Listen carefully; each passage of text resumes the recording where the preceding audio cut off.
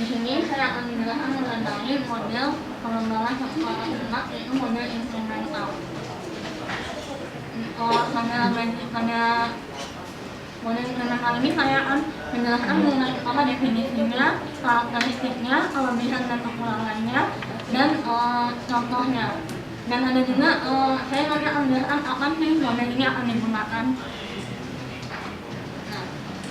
Apa itu model instrumental? Definisi dari model instrumental ini sendiri adalah coba kita lihat dulu dari kata bahasa instrumental itu sebenarnya menurut bahasa Indonesia itu adalah sesuatu yang dibagi menjadi yang lebih kecil namun diselesaikan secara teratur. Nah, untuk model perancangan perangkat lunak instrumental itu adalah pembangunan perangkat lunak dengan cara membagi proses menjadi beberapa bagian atau siklus yang lebih kecil sehingga lebih mudah untuk dikelola. Kita ilustrasikan pada saat seseorang ingin menggambarkan sebuah lukisan Mona Lisa. Bagian misalnya ingin menggambar Mona Lisa, pertama dia gambar apalagi dulu bagian atasnya, bagian semua bagian dipecah, proses dipecah baru menjadi hasil yang sempurna. Nah, itu gambaran dari model instrumental. Untuk model instrumental ini sendiri, ini adalah proses-proses yang biasa kita gunakan, biasa kita lakukan pada saat ingin merancang sebuah perangkat lunak, dari mulai komunikasi, training, modeling, construction, dan development. Nah, setiap pada model instrumental, setiap instrumental ini akan menghasilkan satu produk jadi yang bisa langsung digunakan oleh user. Tapi hasil itu dianalisis oleh klien apakah ini sesuai dengan bisnis requirement yang mereka inginkan. Nah, lanjut ke instrumental kedua untuk penyempurnaan lagi, lalu dilihat lagi apakah sesuai dengan bisnis requirement-nya. Lanjut lagi ke instrumental selanjutnya untuk hasil yang lebih sempurna. Karakteristik dari model instrumental, pertama, kebutuhan user menjadi prioritas tertinggi. Ditekankan lagi pada model instrumental ini komunikasi antara user dan komunikasi antara user atau klien dengan project manager atau kita sebagai perancang perangkat lunak sangat penting, harus selalu ada komunikasi. Yang kedua, merupakan kombinasi dari waterfall model, yaitu dengan melakukan tahap waterfall namun dilakukan secara iterasi.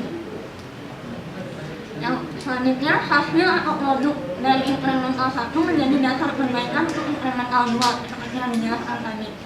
Model ini cocok untuk anggota tim pengembangan perangkat lunak yang terbatas dan proyek yang dikerjakan berukuran kecil, itu tidak lebih dari 200.000 baris harian. Mampu mengakomodasi perubahan secara fleksibel karena dia dibagi menjadi siklus yang lebih kecil, jadi perubahannya bisa diakomodasi. Produk yang dihasilkan pada instrumen pertama bukanlah prototype. Di sini intinya di sini adalah bedanya prototype dengan instrumental ini adalah tadi dijelaskan juga bahwa kalau instrumental hasilnya berupa, kalau prototype hasilnya berupa prototype, sedangkan kalau instrumental hasilnya itu berupa produk jadi yang bisa digunakan oleh usernya. Nah, untuk produk hasil instrumental ini produk hasil instrumen pertama biasanya berupa inti produk inti core product, yaitu produk yang memenuhi kebutuhan dasar. Nah, ini kelebihan dan kekurangannya. Kelebihannya adalah menghasilkan perangkat lunak yang bekerja dengan cepat di awal waktu. Yang kedua, lebih fleksibel, mudah untuk menguji dan dibuka karena dia lebih kecil kan. Yang selanjutnya lebih mudah untuk mengelola risiko karena bagian risiko dapat diidentifikasi dan ditangani selama itu. Kekurangannya membutuhkan perencanaan dan desain yang baik, membutuhkan definisi yang jelas karena dia harus jelas di awal, harus jelas ini perangkat lunaknya seperti apa.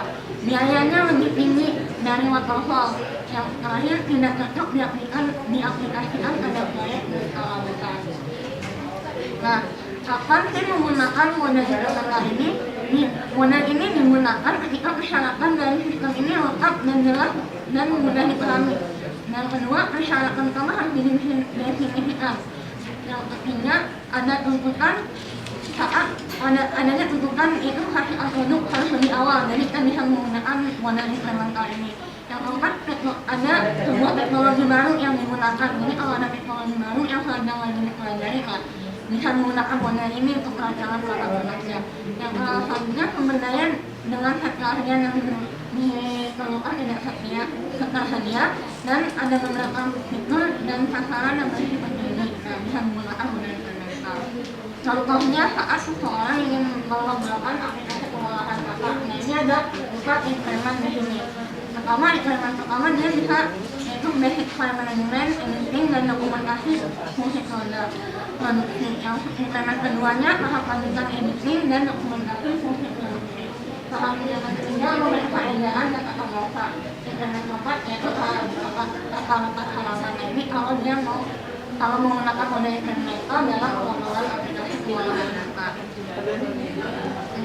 Dan penjelasan dari saya mengenai model data. Assalamualaikum warahmatullahi wabarakatuh.